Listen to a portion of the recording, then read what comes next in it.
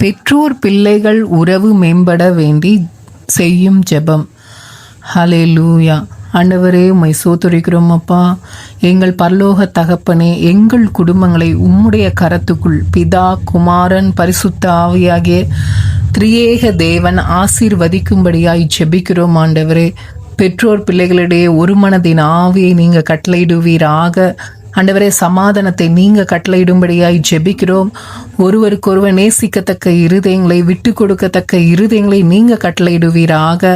கர்ப்பத்தின் கனியோ கர்த்தரலும் ஈவு. ஆண்டவரே, கர்ப்பத்தின் கனியோ அவரால் கிடைக்கும் சுதந்திரம் என்று பார்க்கிறோமே.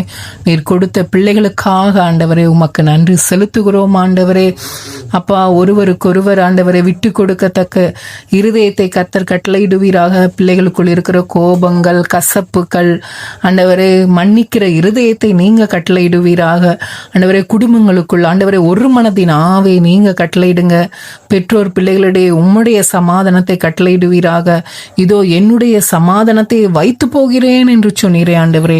உலகம் கொடுக்கிற பிரகாரம் அல்ல ஆண்டவரே, புத்தி கெட்டாத மெய் சமாதானத்தினால் ஒவ்வொருவரையும் ஆண்டவரே நீங்க நிரப்புங்க. ஆண்டவரே, எங்கள் குடும்பங்களில் உம்முடைய அன்பினால் நிரப்புங்க. ஆண்டவரே, எங்கள் குடும்பங்களை நீங்க ஆசீர்வதித்து பாதுகாத்து கொள்ளும்படியாய் ஜெபிக்கிறோம். ஆண்டவரே அப்பா, ஒவ்வொரு ஜெபத்திற்கும் ஆண்டவரே நீங்க ஆம் என்றும் ஆமேன் என்றும் பதில் கொடுக்கிறதற்காக உம்மை நன்றியோடு கூட ஸ்தோத்திரிக்கிறோம். ஆண்டவரே, இவை அனைத்தையும் எங்கள் ஆண்டவராகிய இயேசு கிறிஸ்துவின் மூலம் ஜெபிக்கிறோம் எங்கள் ஜீவனுள்ள நல்ல பிதாவே.